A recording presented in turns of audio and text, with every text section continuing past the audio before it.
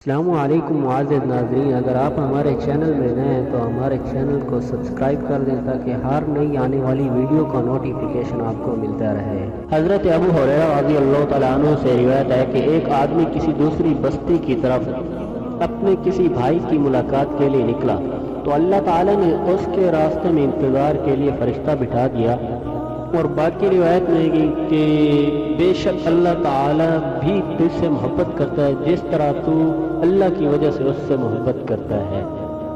دوسری حدیث یہ ہے کہ حضرت برا بن عازب رضی اللہ تعالیٰ عنہما سے روایت ہے کہ نبی اکرم صلی اللہ علیہ وسلم نے فرمایا کہ انصار سے محبت مومن ہی کرے گا اور ان سے بغض منافق ہی رکھے گا۔ جو ان سے محبت کرے گا اللہ تعالیٰ ان سے محبت کرے گا، اور جو ان سے بغض رکھے گا اللہ تعالیٰ اس سے بغض رکھے گا۔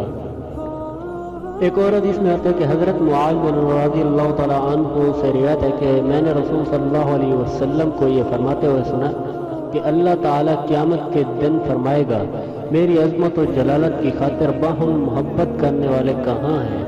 ان کے لیے نور کے منبر ہیں، ان پر انبیاء علیہ السلام اور شہداء بھی رشک کریں گے۔ امام ترمذی نے فرمایا یہ حدیث حسن ہے۔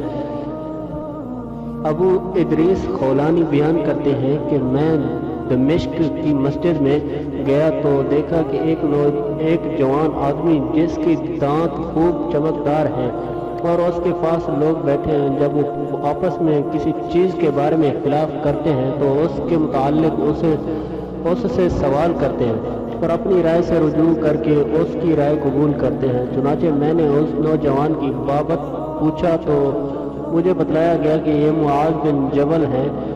جب اگلا روز ہوا تو میں صبح سویرے مسجد میں آ گیا، مگر میں نے دیکھا کہ جلدی آنے میں بھی وہ مجھ سے سبقت لے گئے ہیں۔ میں نے ان کو نماز پڑھتے پایا، پھر میں ان کا انتظار کرنے لگا یہاں تک کہ وہ اپنی نماز سے فارغ ہو گئے۔ میں ان کے سامنے آیا اور میں نے سلام پیش کرنے کے بعد عرض کیا، اللہ کی قسم میں آپ سے اللہ کے لیے محبت کرتا ہوں۔ انہوں نے کہا کیا واقعی ایسا ہے؟ میں نے کہا ہاں اللہ کی قسم۔ انہوں نے پھر فرمایا کیا واقعی ایسا ہے؟ میں نے کہا واقعی اللہ کی قسم۔